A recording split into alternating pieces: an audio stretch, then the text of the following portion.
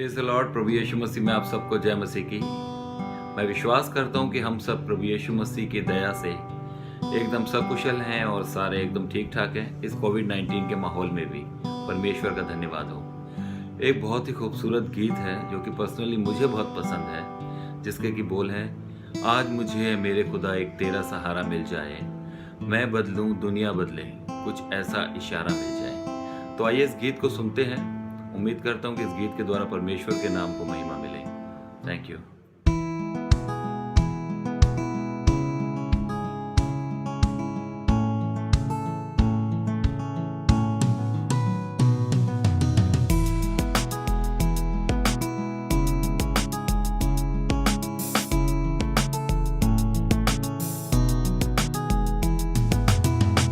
आज मुझे मेरे खुदा एक तेरा सहारा मिल जाए, आज मुझे मेरे खुदा एक तेरा सहारा मिल जाए।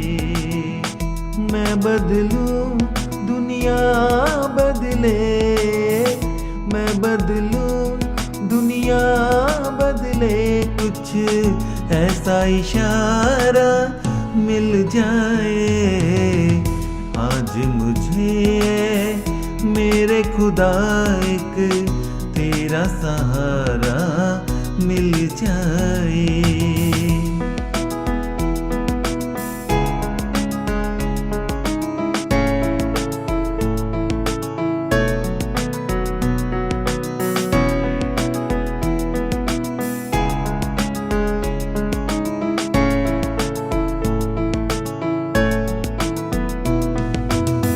मुश्किल से मिलते हैं दिल, फिर जाने बिछड़ क्यों जाते हैं।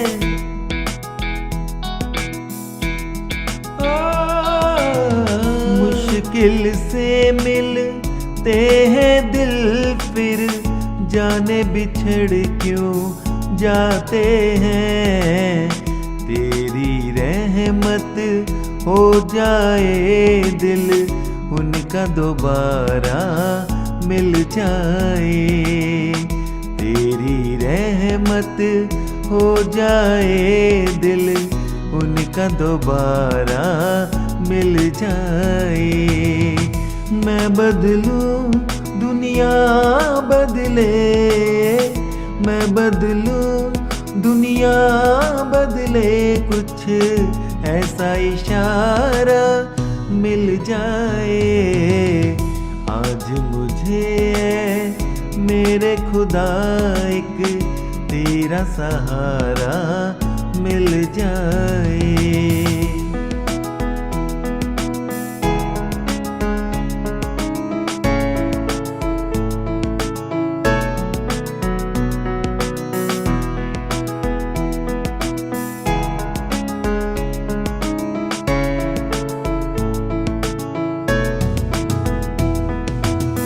आज के इस इंसान को जैसे सही गलत का होश नहीं,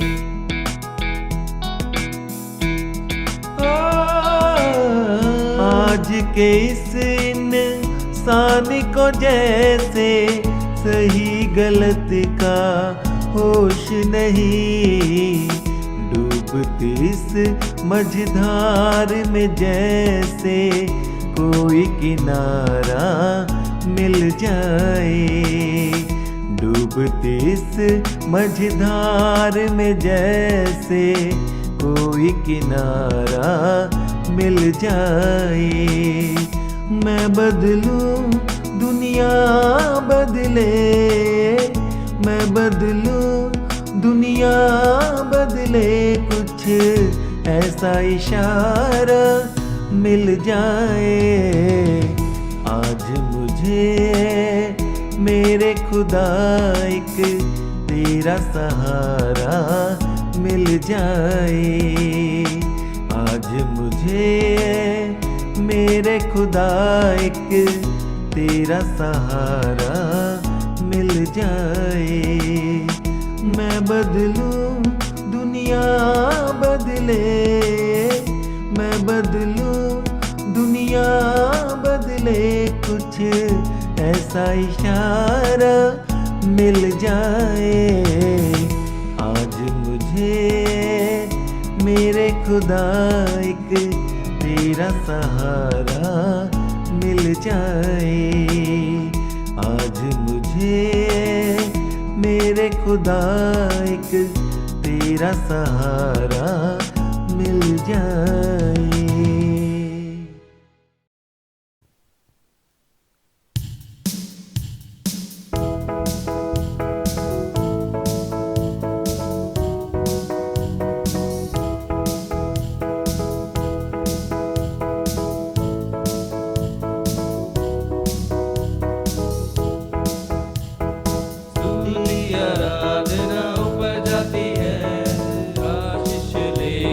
नीचे आती है, तुम्हारी आराधना ऊपर जाती है, आशीष लेकर वो नीचे आती है। प्रभु हमारा कितना महान, देखो हमसे करता है प्यार। प्रभु हमारा कितना महान, देखो हमसे करता है प्यार। हालेलुया हालेलुया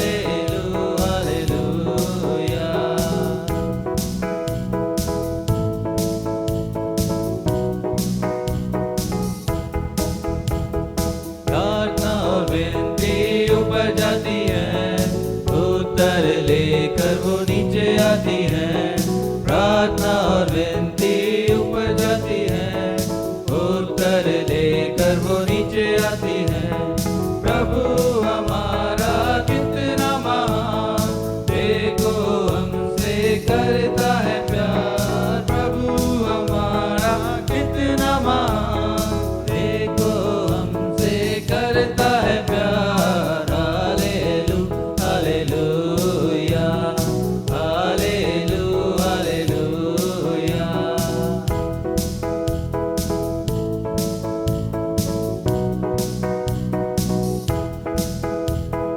यीशु खड़ा है दिल के द्वार, आने दो उसे खोलो द्वार।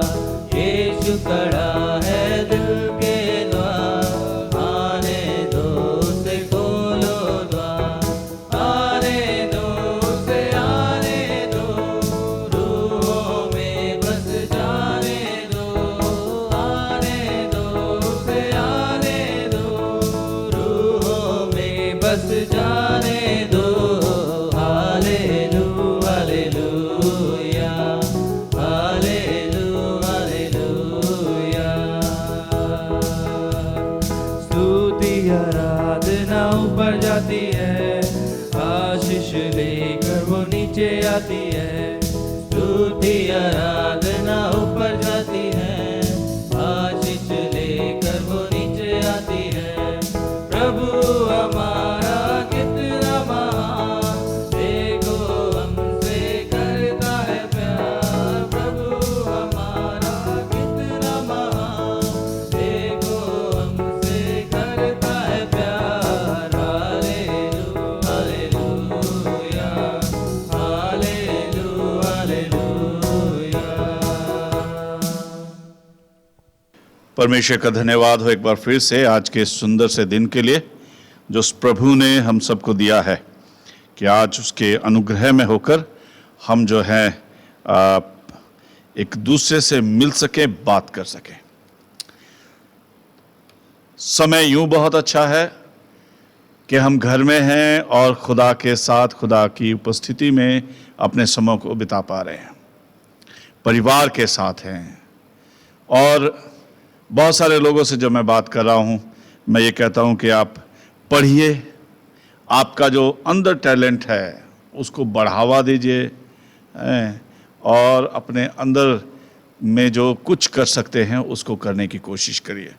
और जब तक बहुत ज़रूरी ना हो, ये बार बार मैं दोहराता हूं, तब तक आप बाहर ना निकलें।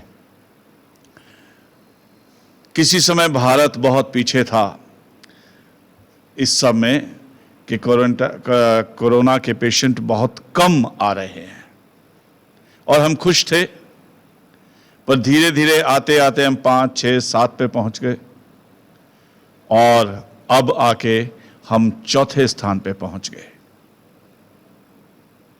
यूएसए, अमेरिका नंबर 1 पे, टॉप पे है, रशिया, ब्राजील और उसके बाद भारत का नंबर। और पिछले 3 दिन में हम जहां 2,97,000 थे, वहां आज हम 3,11,000 शाम तक हो गए और बहुत स्पीड से हमारी ये संख्या जो है बढ़ रही है। और बहुत सारे लोग हमारे अपने चर्च में, जैसे मैंने बताया था, एक परिवार है। प्रार्थना करना जरूरी है, नाम घोषित करना बहुत जरूरी नहीं है। और मैं बताऊंगा क्यों नाम घोषित करना जरूरी नहीं है। हमारे चर्च का एक परिवार भी, एक की खबर है यूं कहूं मैं, कोरोना का पेशेंट हो गया। प्रार्थना करें हम उनके लिए और खुद बच के रहें, खुद बच के रहें। कल मेरे एक बहुत प्रिय मित्र जो बाइबल ट्रेनिंग में, कॉलेज में, सेमिनरी में हमारे साथ थे, हमसे 1 साल सीनियर थे और उन्होंने डॉक्टरेट करी थियोलॉजी में, डॉक्टर रेवरेंड सुनील बाग, रायपुर छत्तीसगढ़ के, वो भी प्रभु के पास चले गए। उससे पहले, 1 दिन पहले, बॉम्बे रीजनल कॉन्फ्रेंस के सेक्रेटरी हमारे पादी साहब विवेक राठौर, वो प्रभु के पास चले गए। और कल शाम को खबर लगी, मेरी अपनी मौसी की बेटी,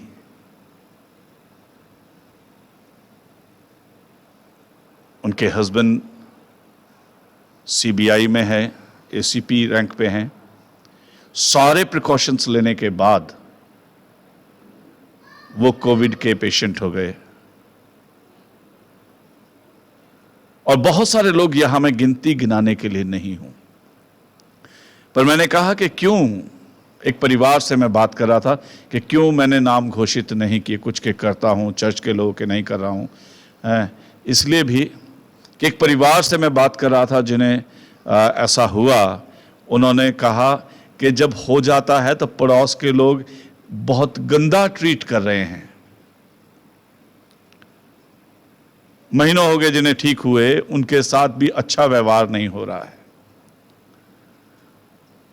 और इसलिए हम डरे हुए हैं। और इस डर के मारे एक परिवार ने डॉक्टर को दिखाते रहे और नुकसान भी उठाया। यूं ही दवाई लेते रहे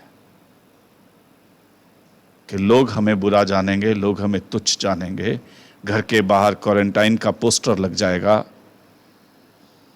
मेरे अजीजों, संभल के रहें। फिर से कहूंगा कि आप बाहर ना जाएं, बहुत जरूरी नहीं है तो जब जाएं सैनिटाइजर हाथ में रखें, पल पल में रखें और फुल स्लीव्स के कपड़े पहनने की कोशिश करें। लड़के कम से कम फुल स्लीव्स की शर्ट्स पहने, मास्क लगाएं और जहां जाते हैं वहां अलर्ट रहें। बैठने से पहले, दरवाजा खोलने से पहले, चीजों को पकड़ने से पहले और बाद में भी। बहुत खराब सी हालत जो है वो होती चली जा रही है। हम चौथी स्थान पर वर्ल्ड में पहुंच गए हैं। WHO और भारत की हेल्थ मिनिस्ट्री उन सब का कहना है आने वाले दिनों में 30 जून तक, अगस्त 15 तक एक बड़ा भारी नंबर कोविड पेशेंट्स का बढ़ने वाला है। यह मैं डराने के लिए नहीं, पर इसलिए कि हम अलर्ट रहें। मैं एक वीडियो देख रहा था, एक हॉस्पिटल की वहां एक बॉडी रखी है और उस बॉडी के परिवार वाले हैं, उन्हें दूर से आ गए और उन्हें किसी कब्रिस्तान में, किसी शमशान में जगह नहीं मिल रही है। वो पंजाबी बाग की शमशान में गए और वहाँ का वीडियो भी बना के भेजा कि वहाँ पे नंबर लगे हुए हैं और एक साथ कई 10, 15 मैं नहीं जानता वो कैसे है, नॉर्मल डेथ्स के भी होंगे शायद। पर बात यह है कि जलाने के लिए जगह नहीं मिल रही लोगों को, दफनाने के लिए जगह नहीं मिल रही है, हॉस्पिटलों में जगह नहीं है, बुरे हाल है। आज हॉस्पिटल्स में ना लेके आपको जिन्हें ये इन्फेक्शन हो जाता है उन्हें घर में रहने की सलाह दे देते हैं। जब बहुत ज्यादा सीरियस हैं तब। और कल शाम की न्यूज में देख रहा था कि 99% हॉस्पिटल्स जो है भर चुके हैं। मेरे अजीजों, अपना ध्यान रखिए, इस समय का खूबसूरत इस्तेमाल करें, प्रार्थना में लगे रहें, दुआ करें, घर में रहें, जब तक बहुत जरूरी नहीं है कहीं मत जाएं। सब्जी और सामान राशन लेने 2 दिन, 3 दिन, 4 दिन में एक बार जाएं, और जब जाएं तो सीधा एक जगह जाएं। बहुत कम लोगों को, मैं अपने बारे में बताता हूं आपको, मैं जब राशन लेने और सब्जी लेने जाता हूं तो चिलचिलाती हुई धूप में 2 बजे, 2:30 बजे, 3 बजे जाता हूं। उसका एक बड़ा कारण यह है कि खूब धूप है और बाजारों में रश नहीं है, खाली है। उस समय में पूरे तरीके से खाली तो नहीं है, पर जितनी सुबह भीड़ है या शाम को भीड़ है, उस 2, 2:30 बजे, 3 बजे धूप के कारण से बाजार में कम भीड़ है। और तब मैं उस समय में उस सामान को लाकर अपने घर में रख देता हूं अलग से, और बाद में उसे धोकर और डिसइंफेक्टिव करके हम बाद में उसे इस्तेमाल करते हैं। ये मैं सलाह के रूप में भी कह रहा हूं। बहुत बार लोग सोचते हैं सुबह सुबह हम मंडी भाग जाएं, बाजार में नहीं, मंडी से लेकर आएं, भीड़ है वहां से लेकर आएं।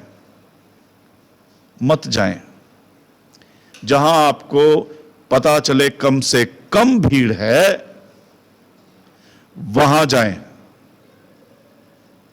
और वहां से सामान लें ताकि आप सुरक्षित रहें, आप सुरक्षित रहें। भारत 4थे नंबर पर मैंने बताया आ गया, और ये मेरी नहीं, इंटरनेशनल रिपोर्ट है। 2,97,000 से परसों थे और आज हम 3,11,000 पार कर चुके हैं।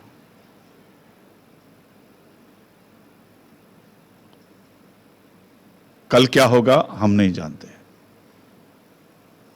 ऐसी कोशिश ना करें कि हम 4थे से 3रे स्थान पे पहुंचे। हम ऐसी कोशिश करें कि हम 4थे से 5वें स्थान पे आ जाएं। ये मेडल लेने वाली जगह नहीं है कि मुझे फर्स्ट आना है। ये जिंदगी जीतने वाली बात है कि मुझे पीछे जाना है। और हमेशा अपने घर में ध्यान रखें, ये सोचें मुझे किसी से होगा, बात है, पर मुझसे किसी को भी हो जाएगा। और सुरक्षा में रहें, सुरक्षित रहें और अपनी वजह से दूसरों को सुरक्षित रहने दें।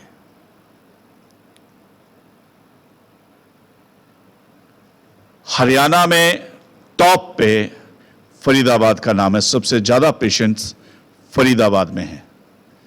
और मेरे लिए दुख की बात यह भी है कि फरीदाबाद में सबसे ज्यादा पेशेंट जो है वो डबुआ कॉलोनी के आसपास के एरिया से निकला है। जवाहर कॉलोनी, जनता कॉलोनी, पर्वतिया कॉलोनी, न्यू जनता कॉलोनी, ये डबुआ का जो 50 सेक्टर का और डबुआ का एरिया है। और ये भी मेरी नहीं, सरकारी रिपोर्ट है कि हरियाणा में टॉप पे डबुआ कॉलोनी है। ये हमारे लिए गर्व की नहीं, ये हमारे लिए दुख और शर्म की भी बात है। हो सकता है उसका कारण मैं ना हूं, पर आइए हम अवेयरनेस भी क्रिएट करें, एक दूसरे को सिखाएं, बोलें, कहें। और हमारा चर्च इसी में है। यह हमारे लिए बड़ी दुख की बात है। जहां हम प्लान कर रहे थे कि 8 जून के बाद चर्च खुल सकता है, और शायद कल हम ये खबर देते कि आज का चर्च आप कुछ लोग बैठ के यहां पे करेंगे। ये सब देखते हुए हरियाणा गवर्नमेंट ने पहले ही मना कर दिया। फरीदाबाद, गुड़गांव और आसपास के इलाकों में इन जगहों पे चर्च, मस्जिद, मंदिर और दूसरी जगहों को खोलने के लिए मना कर दिया, क्योंकि हम आज कोरोना वायरस के खतरे में टॉप पे चल रहे हैं। अगर आप चाहते हैं आप परमेश्वर के भवन में हो, अगर आप चाहते हैं कि यहां आपको सौभाग्य हो कि घुटने टेक कर प्रार्थना करें, उसके सिजदे में आकर इस ऑल्टर पे अपने सरों को झुकाएं, प्रभु भोज में सहभागी हों, प्रार्थना करें, प्रार्थना करें, प्रार्थना करें, अपने आप को बचाएं, दूसरों को बचाएं और एक आंदोलन सा छेड़ लें कि हमें डबुआ को और डबुआ कॉलोनी के लगभग मैं कहूंगा 90% लोग डबुआ कॉलोनी में डबुआ मेथोडिस्ट चर्च के रहते हैं। 90% मेथोडिस्ट चर्च डबुआ कॉलोनी के लोग, कलीसिया इस डबुआ कॉलोनी में रहती है। हम एक मुहिम चलाएं कि एक दूसरे को समझाएंगे, बाहर समझाएंगे कि हम इसे टॉप इन्फेक्टिव एरिया से निकालकर सबसे पीछे ले जाएंगे। सुरक्षित होगा, और जब सुरक्षित होगा तब हमारा चर्च खुल पाएगा। पिछले दिनों में जूम पर बिशप साहब हम सब पास्टरों से बात कर रहे थे, और वो आप सबकी सेहत को लेकर बहुत चिंतित हैं। और जब हम सब ने बात करी, आगरा कॉन्फ्रेंस के भी लोग थे, तब उन्होंने यही कहा कि अगर कोई भी इन्फेक्टेड हो जाए, एक जना भी अगर चर्च में आने की वजह से इन्फेक्टेड हो जाए, तो हमारे लिए बहुत दुख की बात होगी।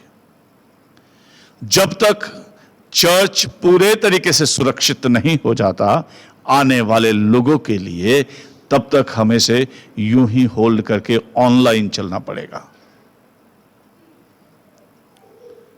और तब हम सब ने डिसाइड किया कि इस जून के महीने तक, जुलाई में फिर से देखेंगे, एनालाइज करेंगे।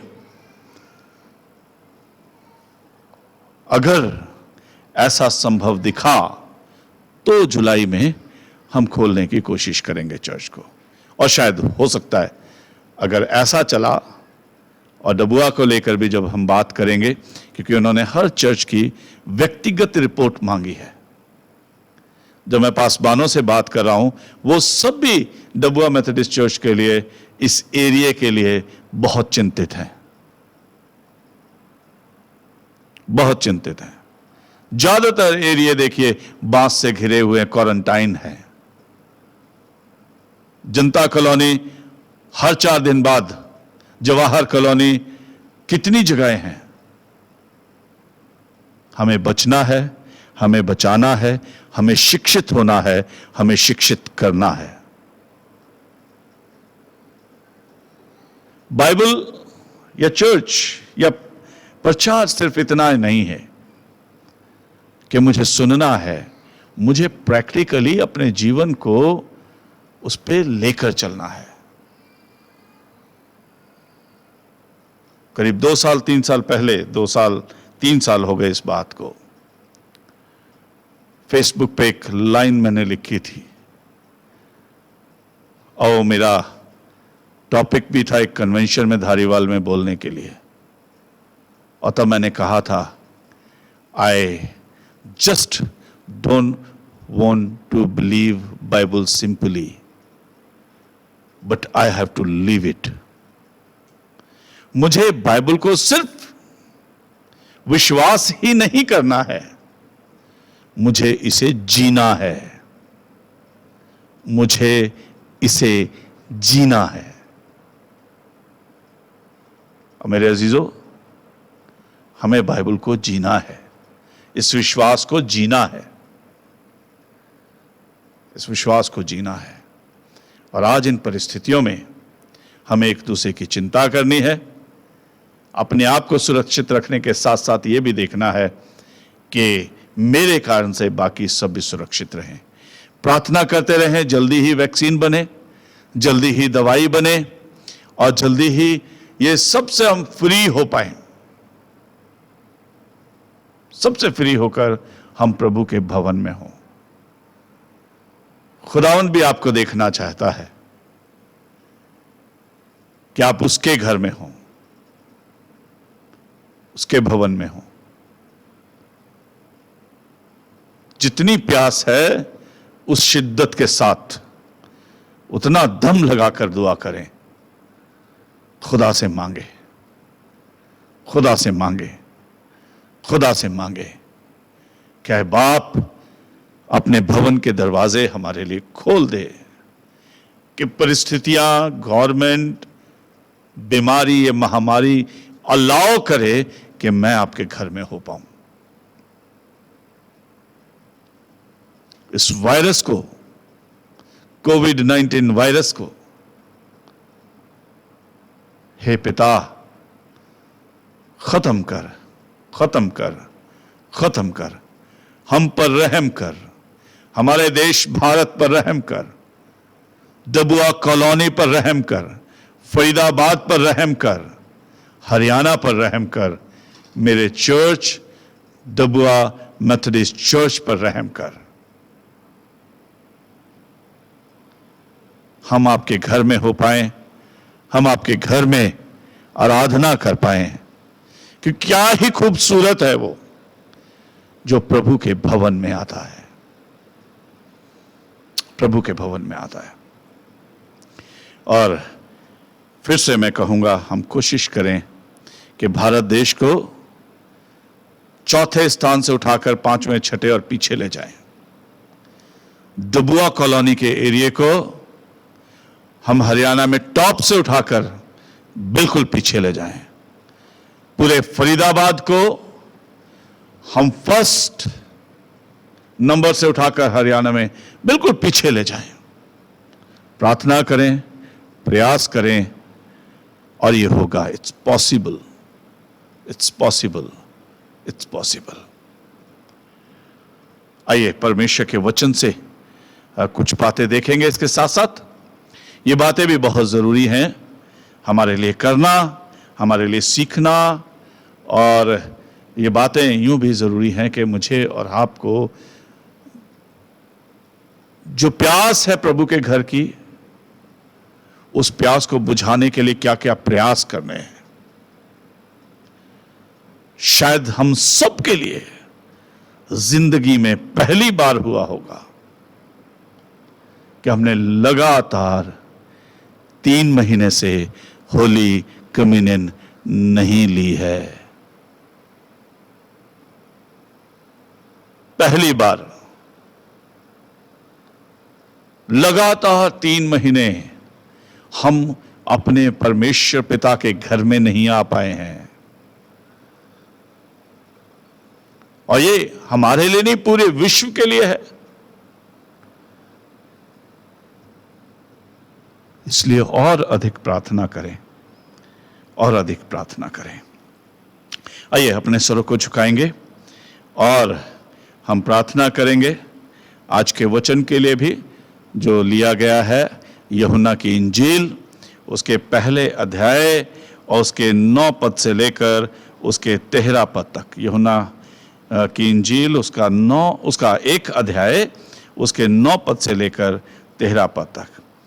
और मैं इसे पढ़ देता हूं, इसके बाद हम प्रार्थना में चलेंगे और परमेश्वर के वचन में चलेंगे। यहां इस प्रकार से लिखा है, यूहन्ना की इंजील 1 अध्याय 9 पद से लेकर 13 पद तक। सच्ची ज्योति जो हर एक मनुष्य को प्रकाशित करती है जगत में आने वाली थी।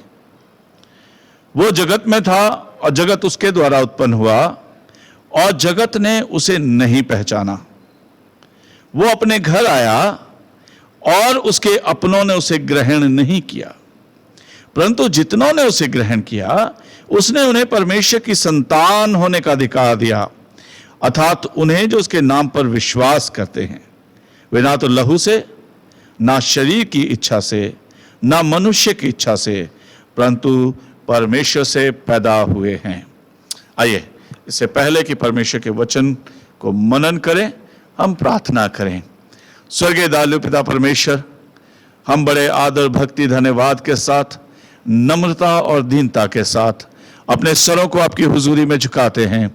और आज इस सुबह में प्रभु हम आपका शुक्र करते हैं कि आपने हमें सौभाग्य दिया है कि हम इस ऑनलाइन सिस्टम के जरिए से ही सही, पर आपके भवन के साथ मिलकर आराधना कर सकते हैं, प्रार्थना कर सकते हैं। और प्रभु आज अपने घर को एक बार फिर से आराधनालय बना सकते हैं। प्रभु जी, हमारी प्रार्थना है आपकी आशीष हो इन घरों पे जहां इस समय में आराधना हो रही है। हर एक जन जिनकी आंखें आपके आगे बंद है, जो घुटने आपके आगे टिके हैं, जो सर आपकी हुजूरी में झुके हैं, हर एक उस जन पर, हर एक घर पर आपकी आशीष, आपका अनुग्रह हो। और प्रभु जी आपका सुरक्षा कवच इन सबको चारों तरफ से घेर ले। हम प्रार्थना करते हैं उनके लिए भी प्रभु जो कोविड-19 के इन्फेक्शन में हैं। प्रभु जी उन सबको आपके हाथों में सौंपते हैं। हमारे चर्च का परिवार, हम प्रार्थना करते हैं प्रभु जी बिशप, कैथोलिक बिशप कॉन्सेसियो के लिए। हम प्रभु जी प्रार्थना करते हैं हमारी बहन के लिए, उनके हस्बैंड विश्वेश्वर के लिए। हम प्रार्थना करते हैं मिस्टर और मिसिस हेनरी और उनके परिवार के लिए। हम प्रार्थना करते हैं इस समय में रवि गोयल के लिए भी प्रभु जी, आप उनकी समस्या को भी जानते हैं, उन्हें भी आशीष दें। हम प्रार्थना करते हैं अपने चर्च के बुजुर्गों के लिए। प्रभु जी इस उम्र में आके उनके लिए बड़ा कठिन समय है। गर्मी प्रभु बहुत हो रही है, इस गर्मी से भी हमें राहत दिलाएं, शांति दिलाएं। और प्रभु कोविड-19 के इन्फेक्शन से और हर दूसरे तीसरे इन्फेक्शन से, हर वायरस, फ्लू, इन सब से प्रभु अपने लोगों की हिफाजत करें, अपना हाथ रखें। धन्यवाद करते हैं पिछले हफ्ते में जब जॉय की तबीयत खराब थी प्रभु, और हम डरे हुए थे, आपने हाथ बढ़ाया, उसे छुआ, और प्रभु वो हॉस्पिटल से हम उसे जल्दी ही वापस ला सके। हम धन्यवाद करते हैं प्रभु आपका अनुग्रह वाले हाथ के लिए कि आपने तकलीफ को बढ़ने से बचाया। क्योंकि हम जानते हैं प्रभु आज हॉस्पिटल्स भी सुरक्षित नहीं है, वहां एडमिट करके रहना भी आज खतरे से खाली नहीं है। और हमें जितना समय वहां हॉस्पिटल में बिताना पड़ा, प्रभु सब समय में आपने हमारी सुरक्षा करी, जॉय की सुरक्षा करी। हम धन्यवाद करते हैं आपका। पिता, हम अपने सब छोटे बड़ों को, बुजुर्गों को, जवानों को, सबको, अपने अजीज रिश्तेदारों को, कलीसिया के हर एक जन को प्रभु हम आपके हाथों में सौंपते हैं। आप हर एक को अपनी सुरक्षा में लें, संभालें, अनुग्रह दें, बरकत दें। धन्यवाद, आदर, महिमा सब आपको देते हैं प्रभु। देह, प्राण, आत्मा समेत जीवन आपको समर्पित करते हैं प्रभु। और ये छोटी सी प्रार्थना प्रभु यीशु मसीह आपके पवित्र नाम से होकर पिता से मांग लेते हैं। सुने और कबूल कर लें। आमीन। परमेश्वर का धन्यवाद हो उसके बड़े अनुग्रह के लिए और उसकी दया के लिए कि उसे हमें एक बार फिर से समय दिया है कि हम उसके वचन से बातचीत कर सकें। अपनी तरफ से हम लोगों ने तैयारी की है चर्च के रूप में, और बिशप साहब ने भी कहा है कि जो भी मशीनरी हमें चाहिए, चीज़ें हमें चाहिए, वो चर्च में उन सब का इंतज़ाम हो।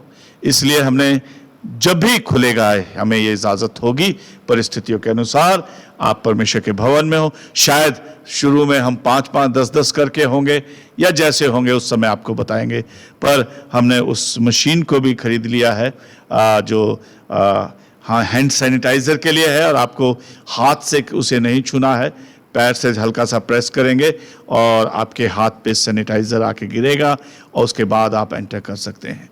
जब भी आप आएंगे मास्क में आएंगे, हाथों में ग्लव्स हों, कॉटन्स के ग्लव्स का अगर इंतज़ाम कर लें अभी से तो अच्छी बात है, क्योंकि गर्मी बहुत है।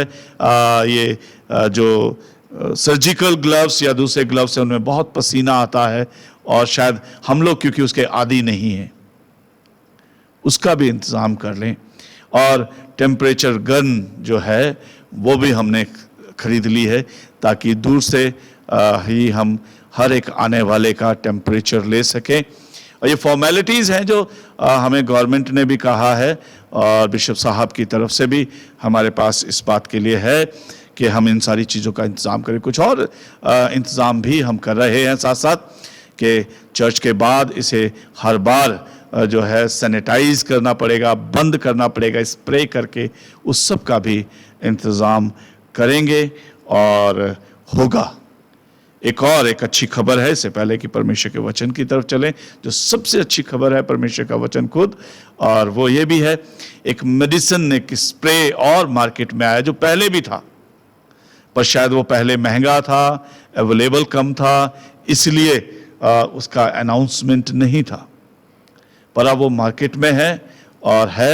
और वो स्प्रे है जो पहले राष्ट्रपति भवन, प्रधानमंत्री हाउस और चीफ मिनिस्टर, इन सारी जगहों पे किया गया स्प्रे।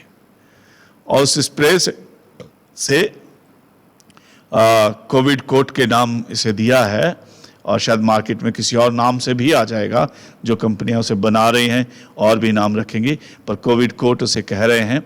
और कोविड कोट एक स्प्रे है, और जब इस स्प्रे को जिस जगह पे कर देते हैं अच्छे से, तो 90 दिन के लिए वो जो है, ऐसा मैं टीवी पे देख रहा था, एनडीटीवी आजकल सबसे रिलायबल माना जाता है, और उसकी भी रिपोर्ट थी, और बहुत सारे लोगों की, बहुत सारे और चैनल्स पे भी मैंने इसे देखा।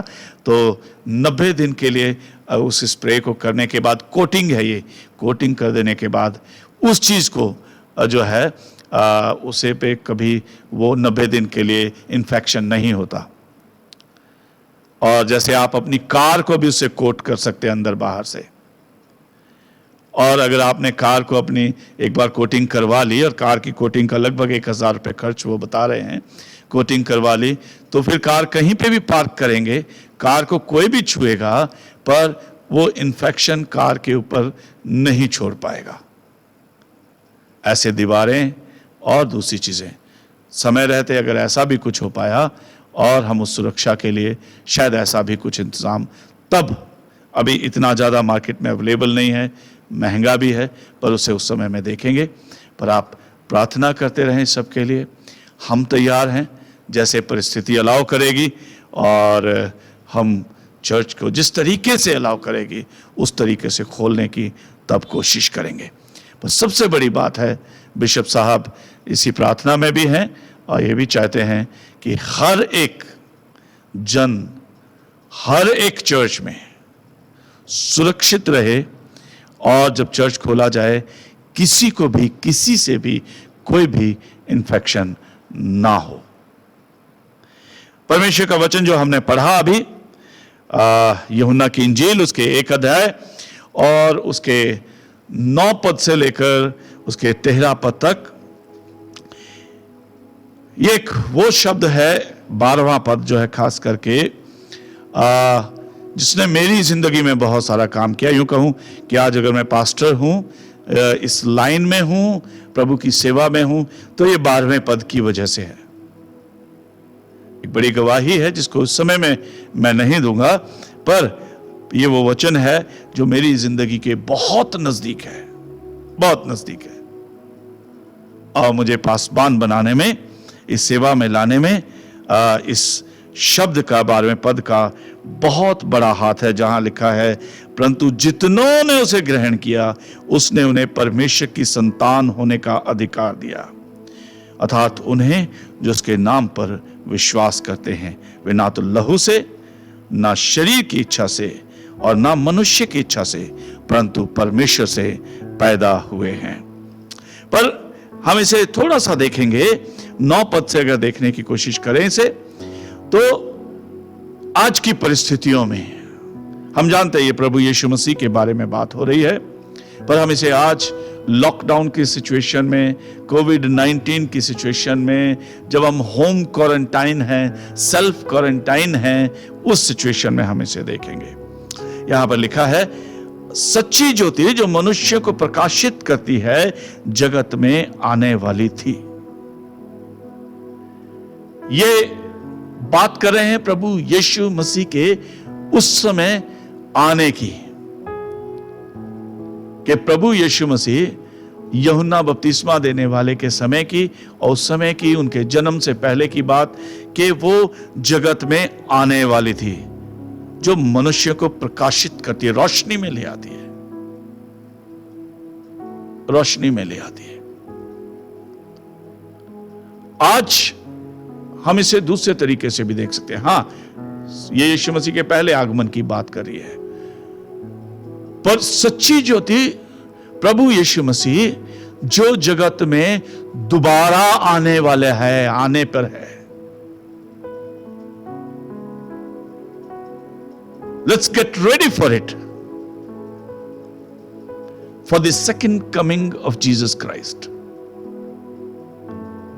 क्योंकि अभी हमने पिछले दिनों जब पेंटिकुस्त संडे मनाया, उससे पहले प्रभु यीशु मसीह का स्वर्गारोहण दिवस बनाया, जब प्रभु यीशु मसीह इस दुनिया से जा रहे थे। प्रेरितों के काम 1 अध्याय 8वें पद से आगे 8 और 9 पद में वहां लिखा, तुम सामर्थ पाओगे और यरूशलेम, सामरिया, पृथ्वी के इस छोर से लेकर उस छोर तक मेरे गवाह ठहरोगे। और तब उनके देखते देखते स्वर्गदूत आए और प्रभु यीशु मसीह को हवा में उठाकर अपने साथ ले गए। लोगों ने उसे शरीर समेत जाते हुए देखा। और तब बड़ी खूबसूरत बात वहां कही गई थी, और वो था कि जिस प्रकार से तुम इसे जाता हुआ देखते हो, वैसे ही फिर से आएगा इस दुनिया का न्याय करने को, जगत का न्याय करने को।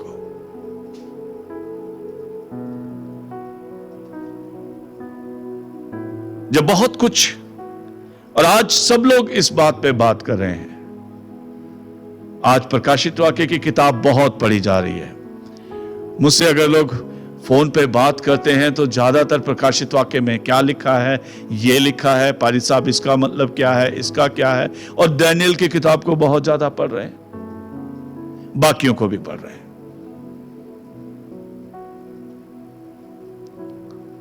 बाकियों को भी पढ़ रहे हैं।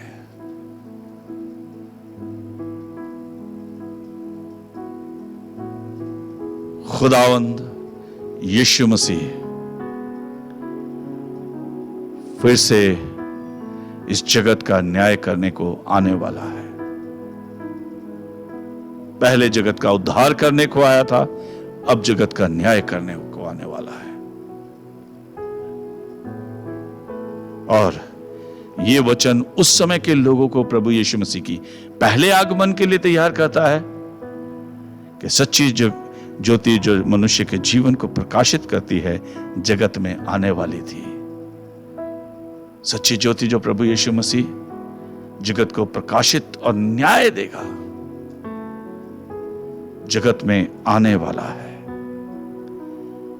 और फिर वो कहता है जगत वो जगत में था, यानी आज भी है, था भी, है भी, और जगत उसके द्वारा उत्पन्न हुआ।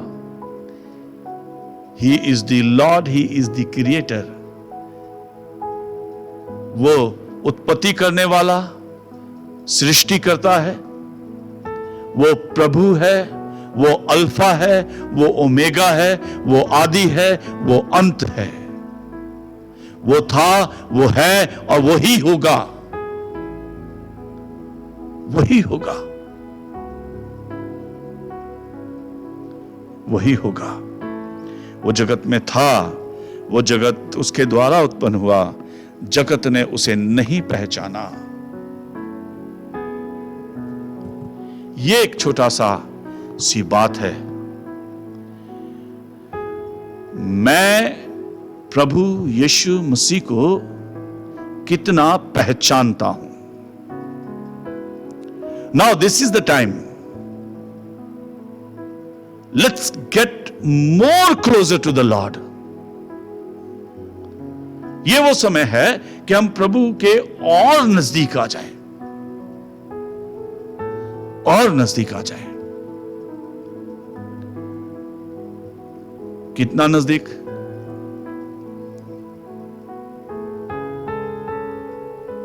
कि आप दूर से उस प्रभु को पहचान सके।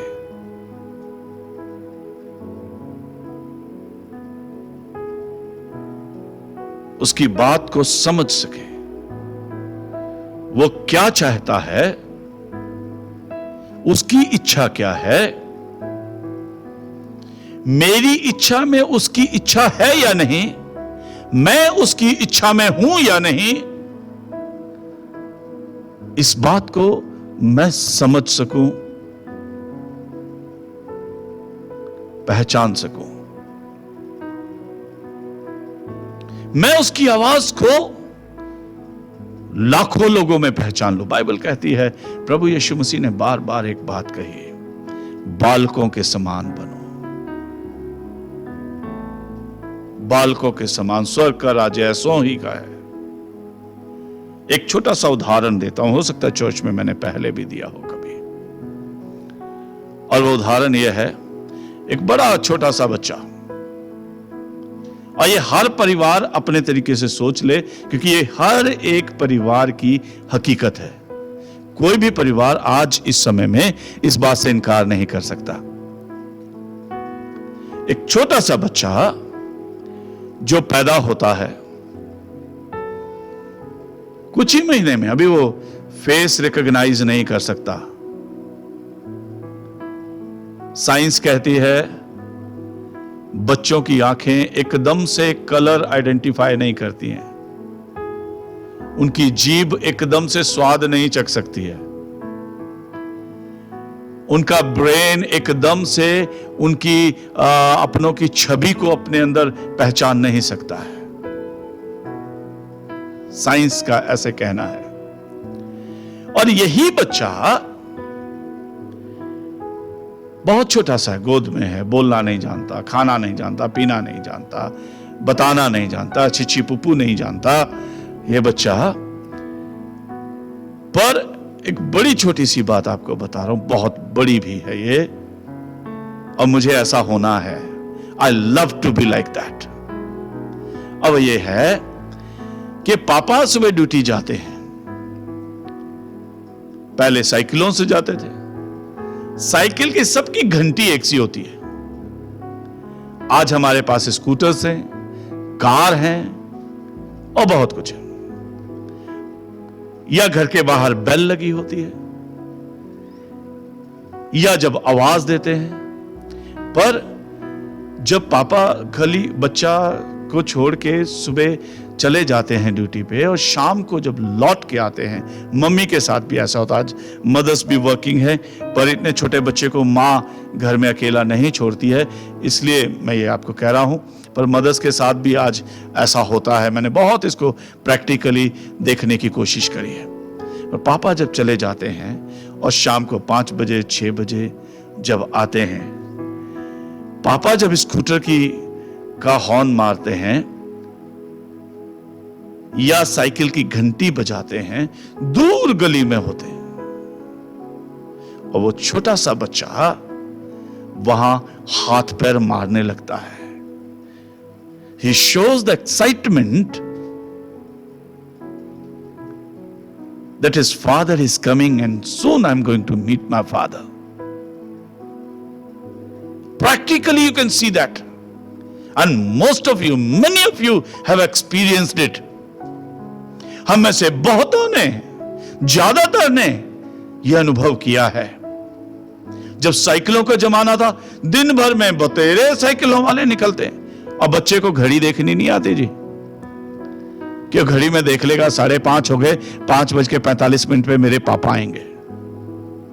नहीं, और पापा कभी 5 बजे आते हैं, कभी 6 बजे आते हैं, कभी 7 बजे आते हैं, कभी आते हैं। और दिन में 50 गाड़ियां उस गली में से निकलती हैं, 50 साइकिल की घंटी वाले निकलते हैं, 50 उस गली में से स्कूटर की पीपी बजाते हुए निकलते हैं, हॉर्न बजाते हुए निकलते हैं, 50 कारें निकलती है। पर बड़ों को वो अनुभव नहीं है, बड़ों को नहीं पता चल पाता। वो छोटा सा बच्चा जब वो आवाज सुनता है, तो मुझे नहीं पता कैसे, बाइबल कहती है बालकों के समान बनो तो स्वर्ग का राज्य ऐसा ही का है, तुम्हारा है।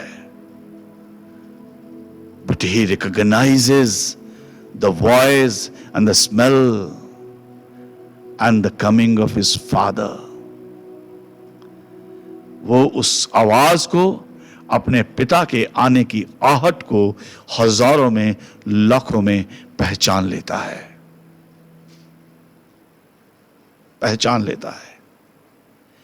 He recognizes अगर उसका पिता आसपास है।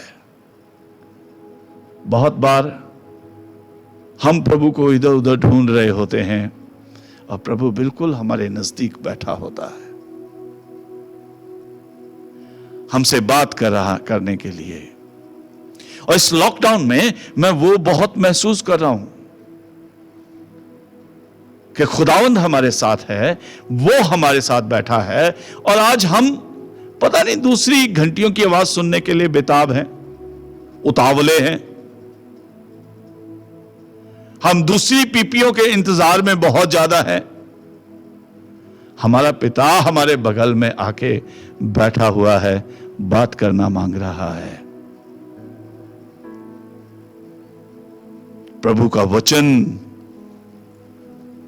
हमसे बात करना मांग रहा है। हम किसी और की तलाश में हैं। हमारे कान कुछ और की तलाश में हैं।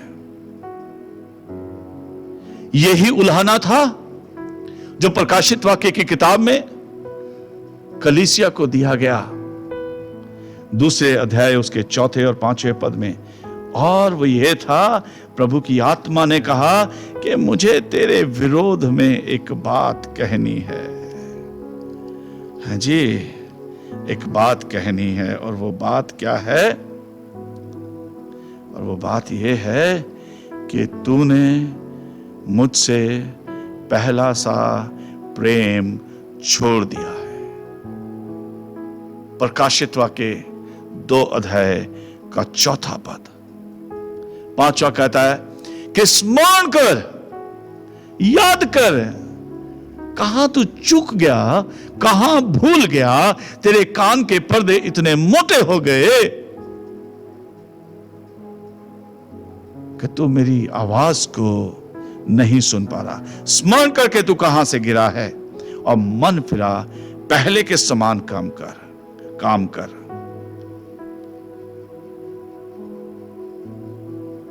और मैं जब इन बातों को याद करता हूं, मैं कोशिश करता हूं अपने कानों को टेस्ट करने की, अपने हृदय को टेस्ट करने की। क्यों प्रभु यीशु मसीह को यह कहने की जरूरत पड़ी? प्रकाशित वाक्य 3 अध्याय के 20वें पद में, मैं तेरे दिल के दरवाजे पे खड़ा हुआ खटखटाता हूं, जो कोई खोलेगा।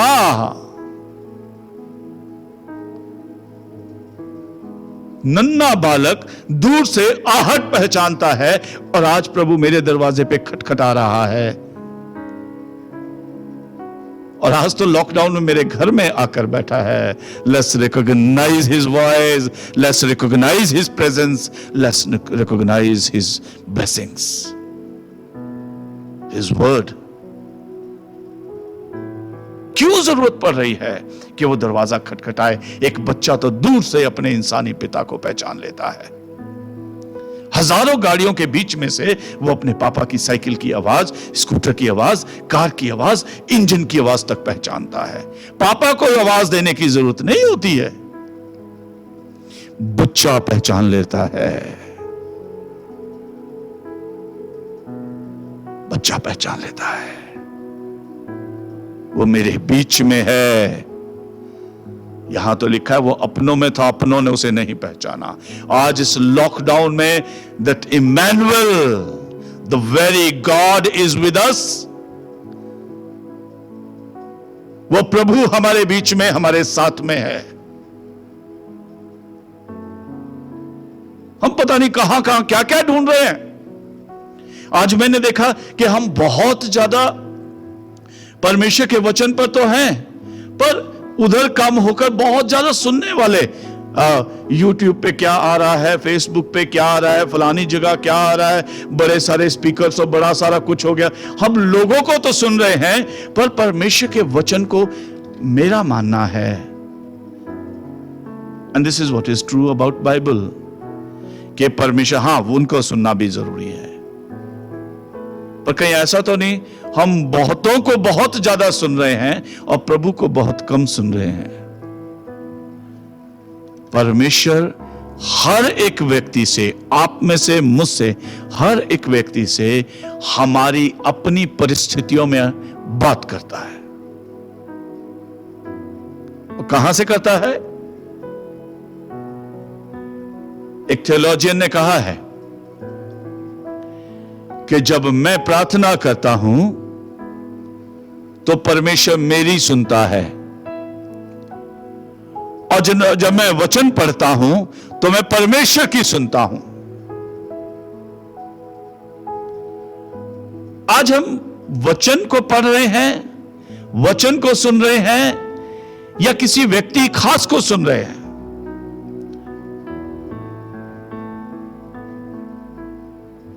परमेश्वर का वचन आपसे, आपकी परिस्थिति में आपके लिए बात करेगा, और वो सिर्फ आपके लिए होगी, वो सिर्फ आपके लिए होगी। वो हमारे बीच में है, और आज हम उसे फिर से नहीं पहचान रहे हैं। उसने ये परिस्थिति होने दी। He allowed this to happen. कोविड-19 वो नहीं लाया, और उस डीप में भी मैं नहीं जाना चाहता क्यों आया। पर हां, इतना सच है कि यदि वो ना चाहता तो कोविड-19 की कोई औकात नहीं है कि मेरे प्रभु की बनाई हुई सृष्टि में एक पल भी रुक पाता।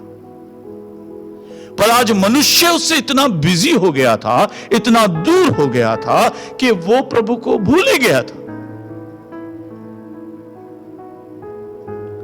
मेरे पास टाइम था अपने काम के लिए, सुबह से शाम काम के लिए, और तरक्की इतनी ज्यादा चाहिए कि बॉस 2 घंटे और काम करा ले, पर मुझे एक अच्छे लेवल पे आना है, कंपनी में एक अच्छी पोजीशन पे आना है। जिंदगी हमने खुद कंपटीशन बना ली थी, जिसमें परिवार भी पीछे छोड़ा, प्रभु को भी पीछे छोड़ा, खुद को भी पीछे छोड़ दिया। इसे एक रेस बना लिया, प्रभु के लिए नहीं, अपने लिए। मुझे फर्स्ट आना है, फर्स्ट आना है। और किसी ने कहा कि इतनी तेज भी मत दौड़ो कि बाकी सब पीछे रह जाए, और पीछे लौटने को फिर हमारे पास ताकत, सामर्थ और वक्त ना रहे। और तब God allowed this to happen कि मेरे पास, मेरे बच्चों के पास मेरे लिए समय नहीं है, मेरी सृष्टि के पास मेरे लिए समय नहीं है, मेरे आदम हवा के पास मेरे लिए समय नहीं है।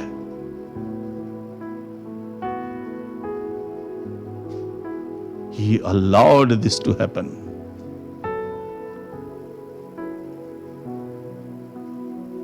और जब हम उसे समय दे देंगे ना जी, I believe that very moment this COVID-19 will disappear.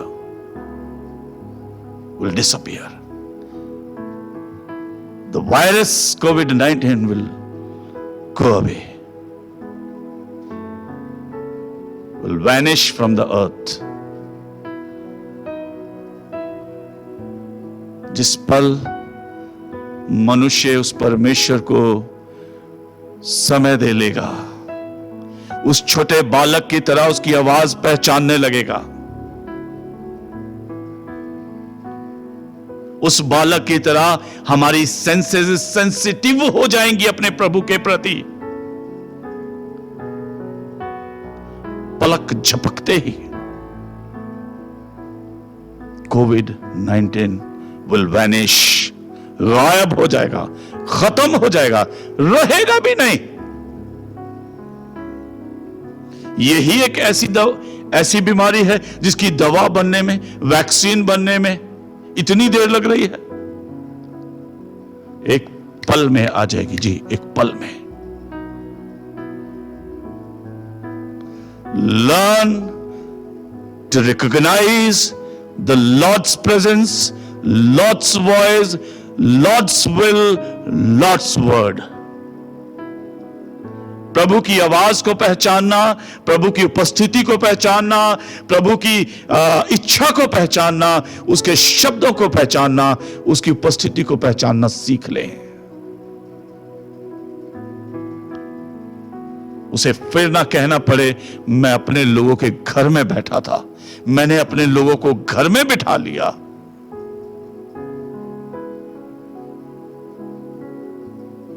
वो पता नहीं फिर भी किस किस बात में बिजी थे,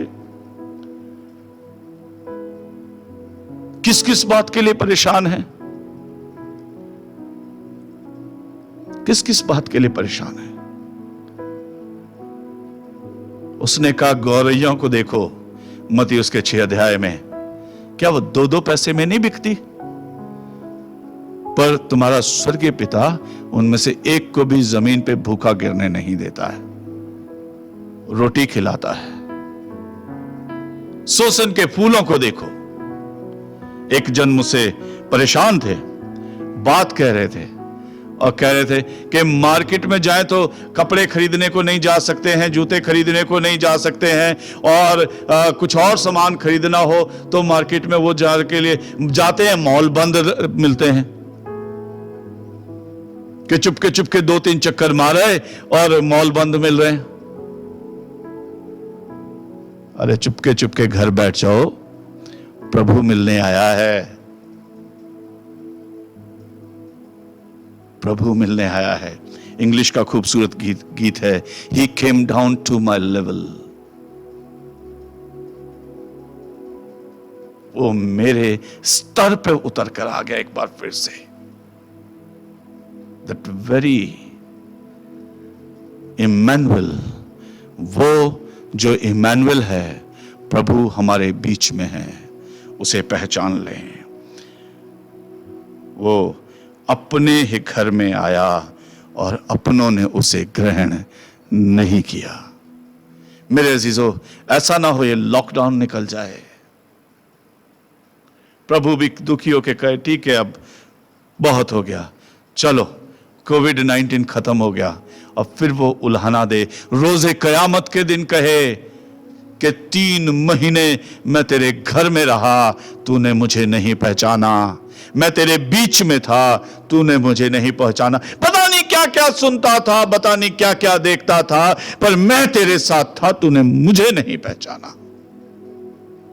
वो अपने घर में था, अपनों के घर में था, और अपनों ने उसे अपनों के बीच में नहीं पहचाना। न्याय के दिन वो प्रभु मुझसे कहेगा, how much sensitive am I for the Lord.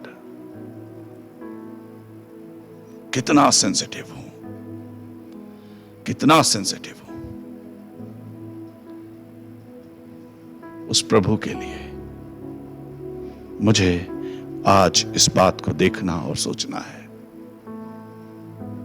और जिस दिन उस बच्चे की नाई बन जाऊंगा, मेरे अजीजों, उस दिन मैं सुरक्षित हूं। कोविड-19 सारी बीमारी इन्फेक्शन से, और उस न्याय के दिन जजमेंट सिंहासन के सामने मैं सुरक्षित हूं। आज हमारी कोशिश कोविड-19 से सुरक्षा की है, जरूरी भी है, पर आइए, प्रभु तो लंबी सोचता है। हम उस स्वर्ग के सिंहासन पे, यीशु मसीह के सिंहासन के सामने जब खड़े हों न्याय के दिन, उस दिन के लिए भी इस टाइम में अपने आप को सुरक्षित कर लें, अपने आप को सुरक्षित कर लें। और तब उसने कहा, और मैं फिर से कहता हूं प्रभु के वचन में से, कि जितनों ने उसे ग्रहण किया अपने घर में, अपने जीवन में, उसने उन्हें परमेश्वर के बेटे और बेटियां होने का अधिकार दिया। अब वो now they are not Christians only, now they are not congregation. अब वो सिर्फ मसीही नहीं है, अब वो सिर्फ कलीसिया नहीं है, अब वो परमेश्वर के बेटे और परमेश्वर की बेटियां हैं। अब वो परमेश्वर के बच्चे हैं और उनके पास ये अधिकार है। इसके लिए क्या करना है? जब निकोदेमुस यूहन्ना के 3 अध्याय में प्रभु यीशु मसीह के पास आया, निकोदेमुस ने परमेश्वर से एक सवाल किया, प्रभु यीशु मसीह से सवाल किया, What should I do to obtain eternal life? अनंत जीवन पाने के लिए, उद्धार पाने के लिए, मुक्ति पाने के लिए मैं क्या करूं? क्या करूं कि न्याय आसन के सामने खड़ा हूं और मैं सजा का हकदार ना हूं? What should I do to obtain eternal life? और प्रभु यीशु मसीह ने बड़ा खूबसूरत सा जवाब दिया और कहा, आज जरूरी है कि मैं और आप इस बात को देखें, इस बात को समझें और इस बात को जान लें। 3 पद में, यूहन्ना की इंजील 3 अध्याय के 3 पद में प्रभु यीशु मसीह ने कहा, यीशु ने उसको उत्तर दिया, मैं तुमसे सच सच कहता हूं, और क्या, यदि कोई नए सिरे से ना जन्मे तो परमेश्वर के राज्य को देख नहीं सकता। And I again emphasize on these words. जब तक कोई नए सिरे से ना जन्मे परमेश्वर का राज्य देख नहीं सकता। प्रवेश करना बहुत दूर की बात है जी, उसके अधिकारी होने का बहुत दूर की बात है, उसे देख भी नहीं सकता। यूहन्ना को परमेश्वर ने इजाजत दी थी, पहाड़ पे खड़ा हो जा, कनान देश वोरा दूर से देख ले, हमें वो भी नहीं मिलेगा।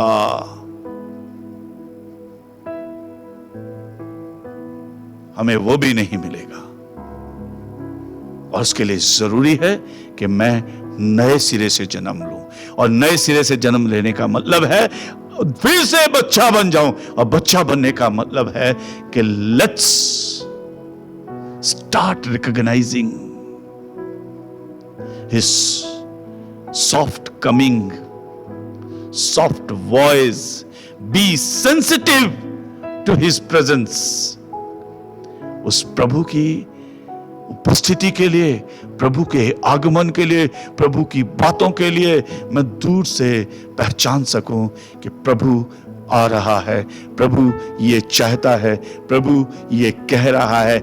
मेरी नहीं, प्रभु की इच्छा पूरी हो। ये मेरी नहीं, प्रभु ही की, सिर्फ उसी की इच्छा है। मैं अपनी इच्छा में प्रभु की इच्छा ना ढूंढूं, मैं प्रभु की इच्छा में अपनी इच्छा ढूंढूं। इन दोनों में बड़ा फर्क है। आज हम अपनी इच्छा में प्रभु की इच्छा देखने की कोशिश करते हैं। जरूरत है प्रभु की इच्छा में अपनी इच्छा देखें। और जब तक नए सिरे से ना जन्मेंगे तब तक प्रभु का राज्य देख नहीं सकते। क्लियर कट प्रभु यीशु मसीह ने निकोदेमस को जवाब दे दिया, क्लियर कट।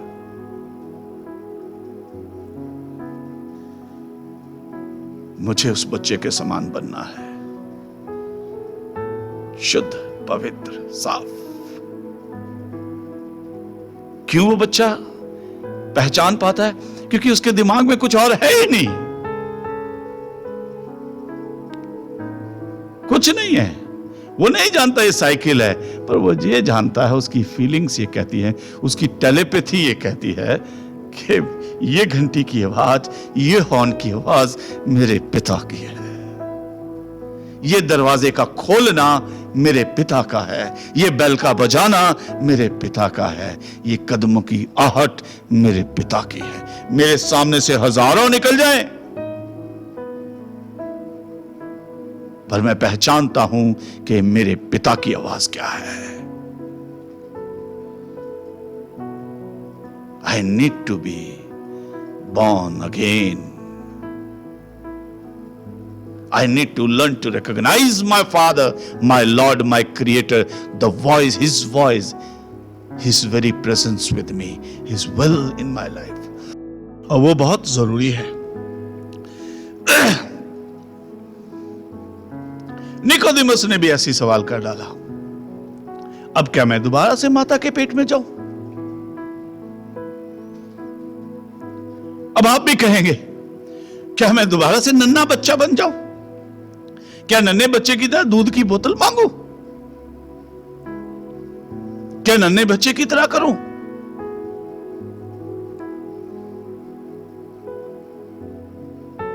यीशु मसीह ने जवाब दिया,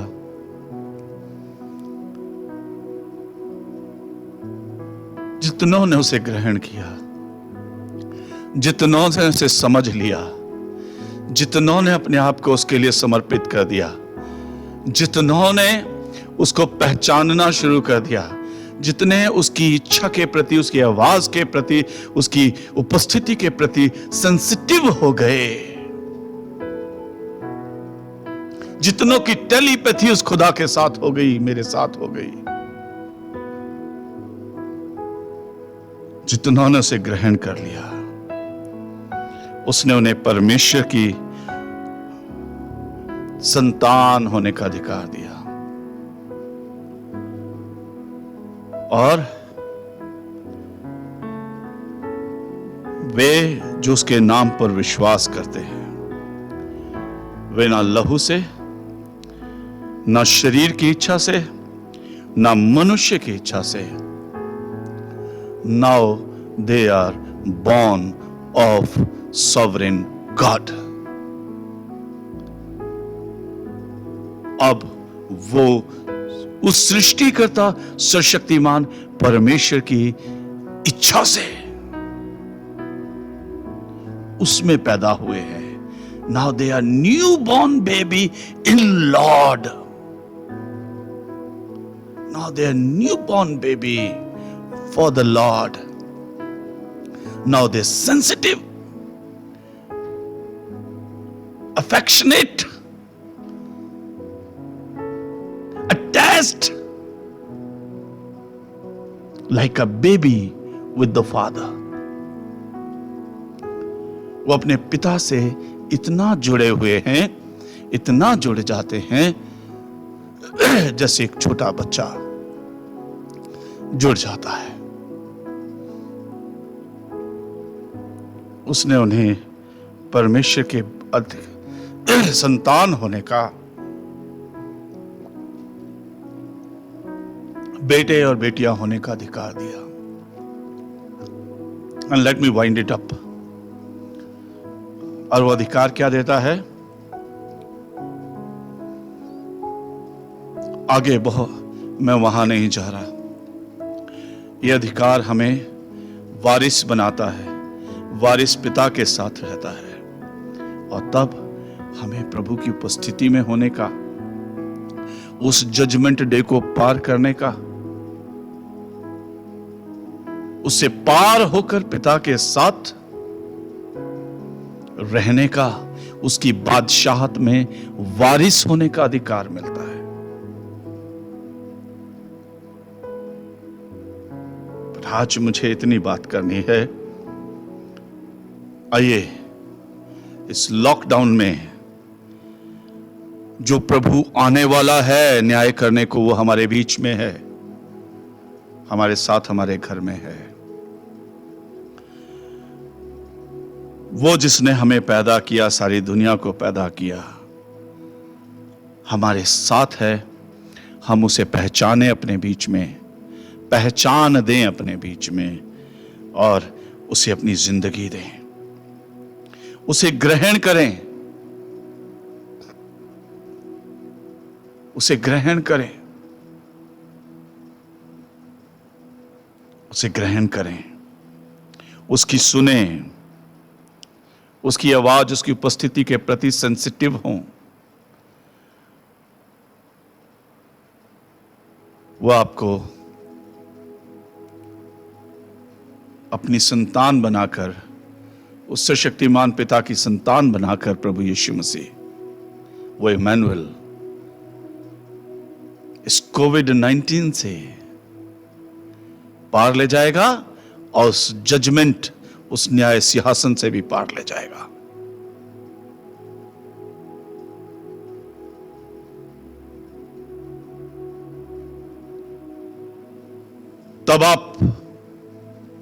तब मैं यीशु मसीह ने कहा, ये लोग ना तो लहू से, न मांस से, न शरीर की इच्छा से, न मनुष्य की इच्छा से, वरन परमेश्वर से पैदा हुए हैं,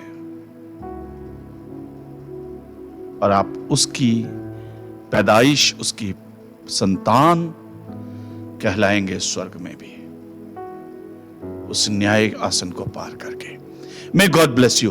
परमेश्वर आपको बहुत आशीष दे, सुरक्षित रखे, और आप उसे पहचान पाएं, आप उसकी उंगली पकड़ पाएं, आप उसको सेंसिटिव तरीके से समझ पाएं, उसकी सुन पाएं, उसके प्रति अपने आप को समर्पित करें, और ना सिर्फ कोविड-19 से बल्कि न्याय आसन को भी पार करके प्रभु के साथ उसकी उपस्थिति में उस नई दुनिया के भी वारिस बन जाए।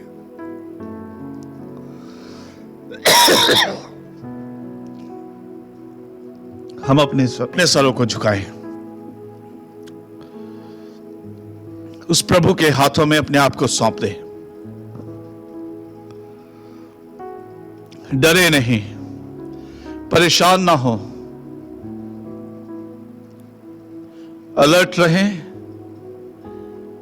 समझदार बने, और प्रभु के लिए सेंसिटिव बने।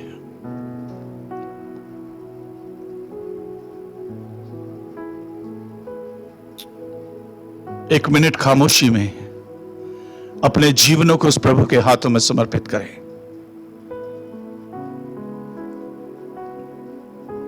स्वर्गीय दयालु पिता परमेश्वर,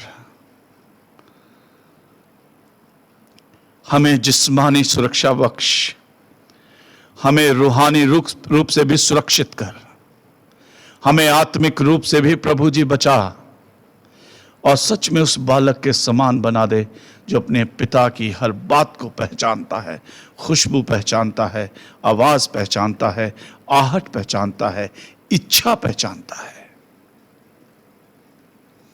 और वो बालक जो धीरे धीरे जब बड़ा होता है अपने पिता की सूरत में बदलता चला जाता है। पिता की शक्ल उस बच्चे में दिखाई देती है। हे प्रभु सर्वशक्तिमान पिता परमेश्वर, मुझ में आपकी सूरत दिखाई दे।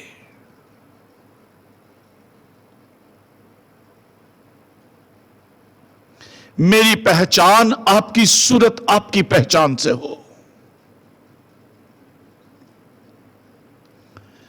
हे प्रभु, हम जीवन आपको समर्पित करते हैं। हम जीवन आपको समर्पित करते हैं। इस वचन के प्रति अपने जीवन आपको देते हैं।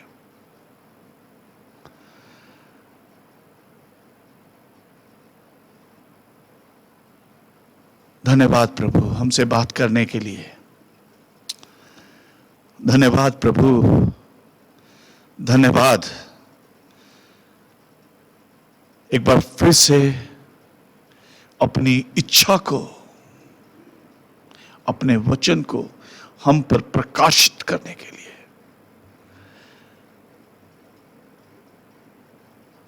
ज्योति हमारे बीच में प्रकाशित हुई, आपका वचन हमारे बीच में प्रकाशित हुआ। धन्यवाद हो प्रभु,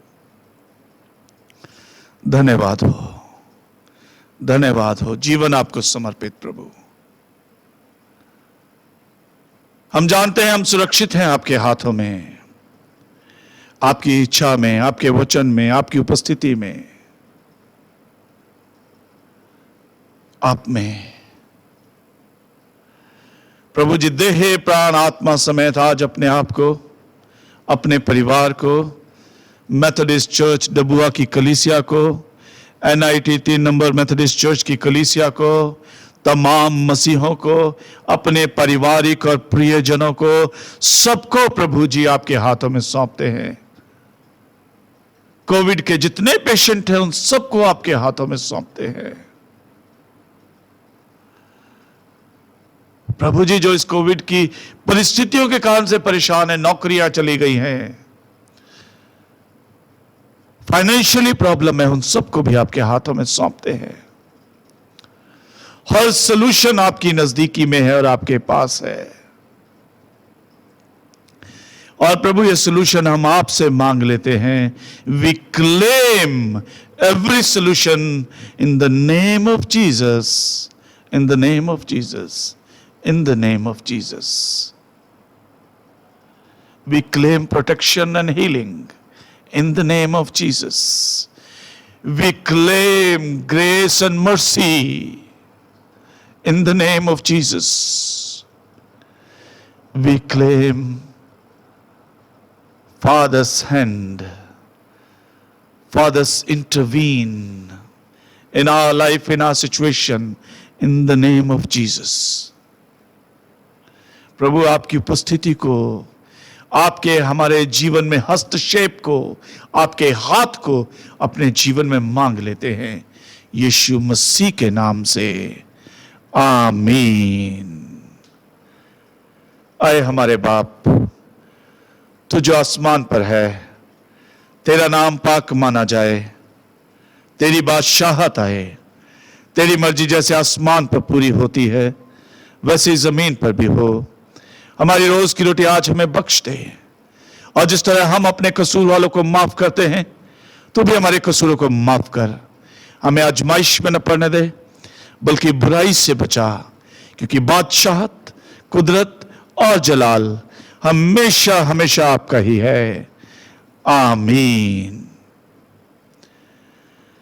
अब हमारे सर्वशक्तिमान पिता परमेश्वर का अनुग्रह है, उनके बेटे हमारे उद्धारकर्ता प्रभु यीशु मसीह का प्यार, पवित्र आत्मा की सहभागिता, संगति, परमेश्वर के वचन की समझ, प्रकाश, मार्गदर्शन, सामर्थ, उसका अनुग्रह, उसकी दया, उसकी उपस्थिति हमारे बीच में आज, कल और सदा काल तक बनी रहे। आमीन।